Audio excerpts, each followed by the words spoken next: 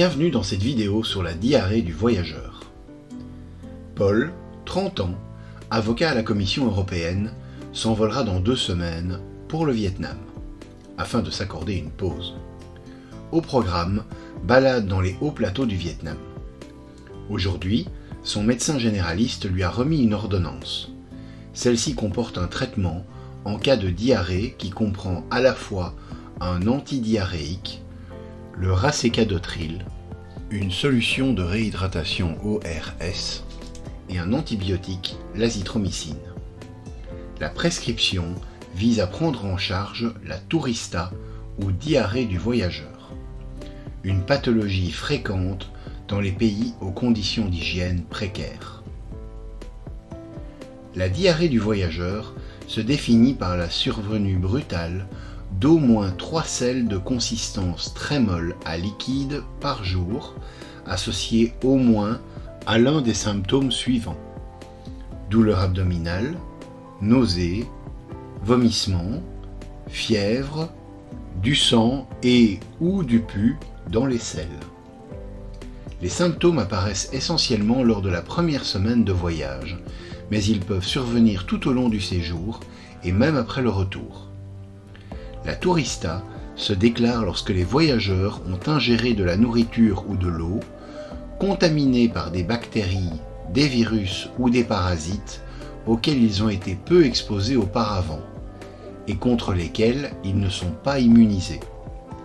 La diarrhée du voyageur est le plus souvent une maladie bénigne se résolvant spontanément, mais elle peut occasionnellement causer une déshydratation sévère.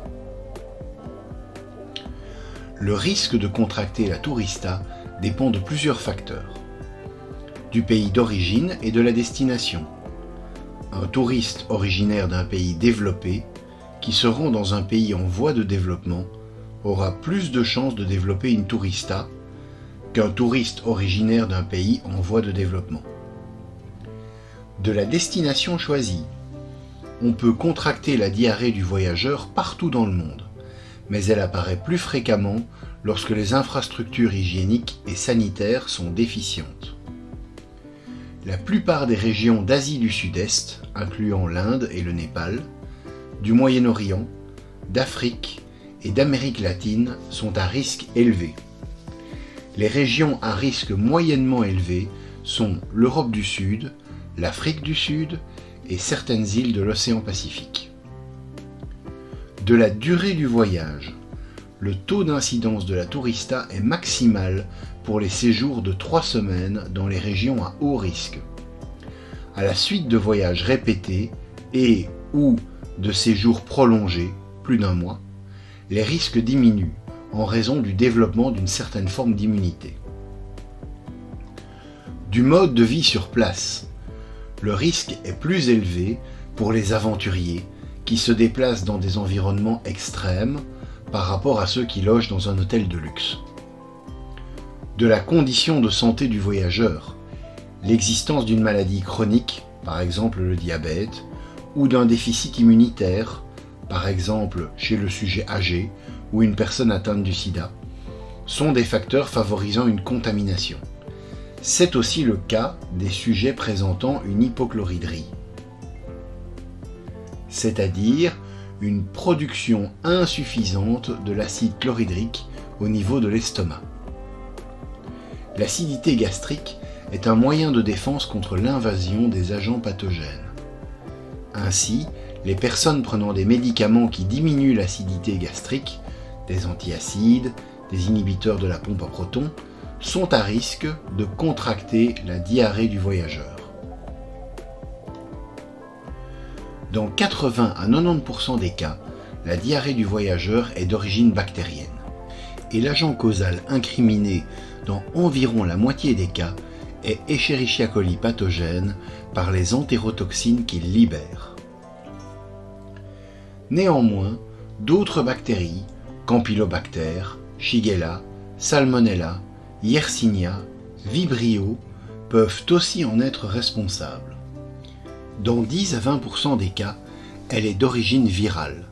Les virus les plus fréquemment en cause sont les rotavirus, adénovirus, ou norovirus.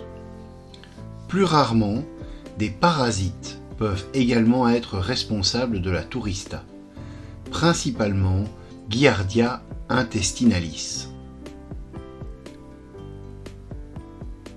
L'agent pathogène peut sécréter une toxine qui entraîne une sécrétion accrue d'électrolytes et d'eau dans la lumière intestinale par les cellules épithéliales de l'intestin grêle, les entérocytes.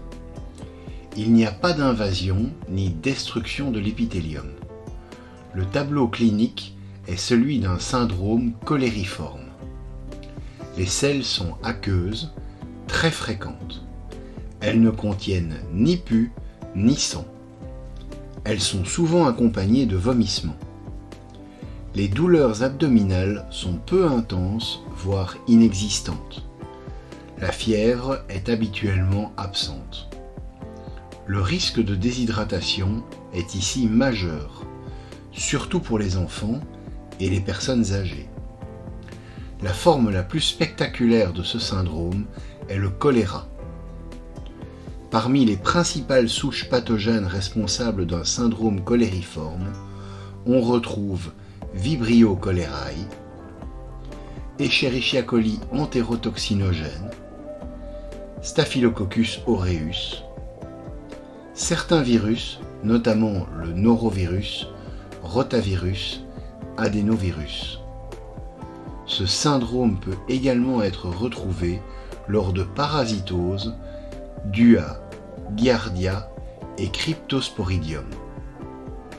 Il peut également se multiplier, envahir la muqueuse digestive et provoquer la destruction de l'entérocyte, entraînant des diarrhées glérosanglantes ou un syndrome dysentérique. Dans ce cas, les diarrhées sont typiquement moins nombreuses que celles du syndrome colériforme. Les selles sont glaireuses et sanglantes, avec parfois du pus, et associées à des douleurs abdominales intenses. La présence d'une fièvre est variable selon le type d'infection. Elle est présente en cas de diarrhée d'origine bactérienne. Shigella, Escherichia coli entéro-invasif et entéro-hémorragique, Campylobacter, Salmonella, et absente en cas d'amébiose, Entamoeba histolytica. Les complications possibles peuvent aller de la rectorragie à la perforation colique, voire au choc septique.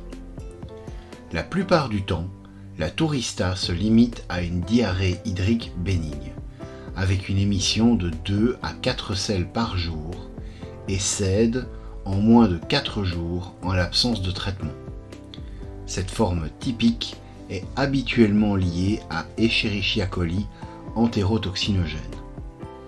Il est donc rare que cette diarrhée persiste au retour. Elle est alors plus fréquemment associée à une origine parasitaire. En effet, les parasites pathogènes ont une période d'incubation de 1 à 2 semaines. Merci d'avoir suivi cette vidéo. Rendez-vous dans la prochaine pour l'analyse de l'ordonnance de Paul. Si vous avez aimé cette vidéo, merci de vous abonner et liker pour nous encourager à en faire d'autres.